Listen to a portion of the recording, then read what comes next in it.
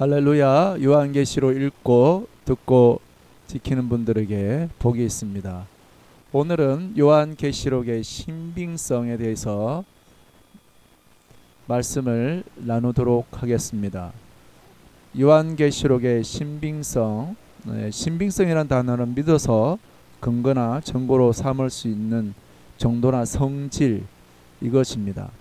요한계시록이 성경의 독자적인 책이 아니라 지난번에 요한계시록은 성경의 결론이라고 하는 말씀을 전했습니다. 요한계시록은 성경의 결론으로서 창세기부터 시작해서 성경에 있는 모든 내용들이 상징이나 또 모형들이 축적되어 요한계시록의 결론으로 나와 있습니다. 그와 함께 요한계시록이 과연 믿을 만한가, 그 근거를 저는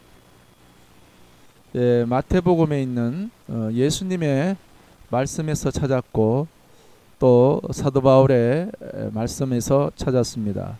마태복음 24장 15절에 예수님께서 마지막 때의 일을 말씀하시면서 다니엘의 예언의 말씀을 예수님이 직접 인용하셨습니다. 마태복음 24장 15절, 그런즉 대언자 다니엘을 통해 말씀하신 바 황폐하게 하는 가증한 것이 거루한 곳에 선 것을 너희가 보거든 누구든지 읽는 자는 깨달을지어다. 여기에 다니엘의 말한 바는 다니엘서 9장 27절입니다. 그가 많은 사람과 한 일해 동안 언약을 확정하리니 그가 그 일의 한 중간에 희생물과 봉헌물을 그치게 하며 또 가증한 것들로 뒤덮기 위하여 심지어 완전한 끝날까지 그것을 황폐하게 할 것이요 작정된 그것이 그 황폐한 곳에 쏟아지리라, 이렇게 말씀했습니다. 한 일해 동안 언약을 확정하리니 다니엘 70일의 마지막 한 일해를 말하는 겁니다. 그 일의 한 중간에 희생물 봉헌물을 거치게 한다. 다시 말하면 이스라엘의 성전이 세워지고 그 일의 중간 3년 반이 되죠. 그 중간에 봉헌물을 거치게 한다. 자, 그러면 이제 그가 등장하게 됩니다. 뒤에서 말씀하겠습니다만 어떤 건지 여기에 예수님이 마지막 때의 말씀을 직접 하시면서 다니엘 말씀을 인용했는데 예수님의 그 마지막 때의 말씀은 마태복음 24장은 소계시록으로 일컬어질 만큼 마지막 때에 대한 말씀을 예수님께서 하셨습니다. 또 그것이 다니엘의 예언된 한 것대로 이루어진다고 예수님 말씀하셨죠. 자, 그와 함께 사도 바울은 데살로니가 후서 2장 3절과 4절에 이렇게 말했습니다. 아무도 어떤 방법으로든 너희를 속이지 못하게 하라. 먼저 떨어져 나가는 일이 일어나고 저 죄의 사람 곧 멸망의 아들이 드러나지 않으면 그날이 이르지 아니하리라. 여기에도 그가 나오죠. 그는 대적자요 하나님이라 불리우는, 여기 멸망의 사람은 그는 하는 일이 바로 뭐냐면 하나님이라 불리거나 경배받는 모든 것에 자기를 높이는 자로서 하나님의 성전에 앉아, 아까 그 다니엘의 예언한 바로 그것입니다. 하나님의 성전에 앉아 자기가 하나님인 것을 스스로 높이리라. 바로 적그리스도입니다. 그래서 요한계시록의 신빙성은 마지막 때에 대해 예수님이 직접 하신 말씀과 일치하는 데 있고 또 사도 바울이 데살로니가 교회에 한 그 말씀과 그대로 일치하고 있습니다. 자, 마지막 때 예수님이 직접 하신 그 말씀 마태복음 24장 3절에서 31절까지의 전체적인 그 말씀의 대략적인 바로 그것을 말씀드린 바로 이겁니다. 첫 그리스도 등장이 먼저고 그 다음에 대환란이 있고 그 이후에 그리스도의 강림이 있습니다. 그리고 데살로니가 후서 데살로니가 교회도 예수님의 강림이 언제인가에 대해서 교회 안에 요동하는 일이 있었거든요. 그때 사도 바울이 이 말씀을 했던 것입니다. 그때 사도 바울도 말하기를 배교가 먼저 있고 배교와 멸망의 아들이 나타나면 그게 같은 거죠. 이 멸망의 아들이 나타나서 많은 이적을 많은 사람들을 속이는 것을 말하고 있습니다. 적그리스도 등장은 바로 그가 거짓 선지자를 동반해서 속이는 이들로 나타나는 거죠. 그래서 그를 높이는 겁니다. 멸망의 아들이 나타나고 그리고 특별히 데살로니가후서에도 성전에 자기를 하나님으로 높이는 일들이 있습니다. 그리고 그 이후에 예수님의 강림이 있다고 말하고 있는 겁니다. 자, 이와 같은 전체적인 프레임, 이 예수님의 강림의 시점이 언제냐, 그보다 더 성경에서 말하고 있는 것은 적그리스도가 먼저 등장한다는 것을 말해주고 있는 것입니다. 자, 그래서 이제 드디어 요한계시록을 통해서 다니엘서 9장 27절, 아까 9장 27절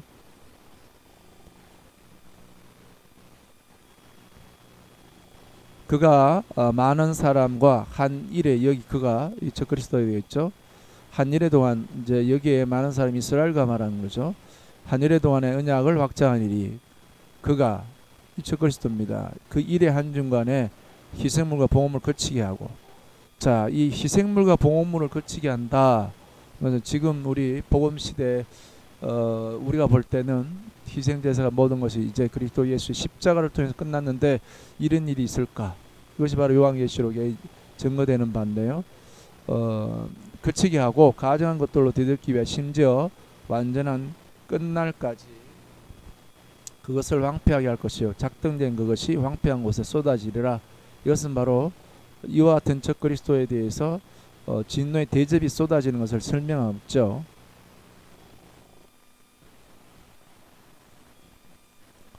그래서 그 한 일의 가운데란 말은 이제 요한계시를 보면 한 일의 전반기 후반기가 이제 요한계시를 통해서 다니엘의 예언한 그 부분을 구체적으로 상황들이 묘사되어 있는 겁니다. 자, 한 일의 전반기는 계시록 11장 3절에 두 증인의 활동이 나옵니다. 그리고 두 증인이 1260일 사역을 하더라, 이렇게 나와 있습니다. 1260일은 여기 보면 42달을 일로 말하면 1260일인데 달로 말하면 42달입니다. 42 곱하기 30을 하면 1260일이 되겠죠. 그래서 다니엘의 그 한 일회의 윤곽이 요한계시록을 통해서 드러나는 것이고, 요한계시록의 그 신빙성, 그것은 바로 예수님이 말씀하시고 다니엘이 말한 바의 모든 것들을 더 상세하게 말하고 있다는 사실입니다. 자, 그런데 여기 특징적인 것은요, 한 일의 전반기에 두 증인이 사역을 하고 그 사역하는 그 배경이 제3의 성전이 건립됐다는 것을 알 수가 있겠습니다. 그리고 한 일의 후반기에는요, 이제 적그리스도가 공개적으로 42달 동안에 이제 그가 통치하는 기간입니다. 그리고 이제 요한계시록에서 12장에 한때 두때 반때 광야에서 양육을 받더라, 이렇게 되는데 다니엘서 7장 25절인데요. 헤이번 여인은 저는 교회로 보는데 바로 이와 같은 상황 속에서 여기에 보면 이제 매매도 못하는 적그리스도 통치를 통해서 그에게 경배하지 않는 자는 죽이는 상황이고, 또 그 짐승의 표가 없는 자는 매매를 못하게 됩니다.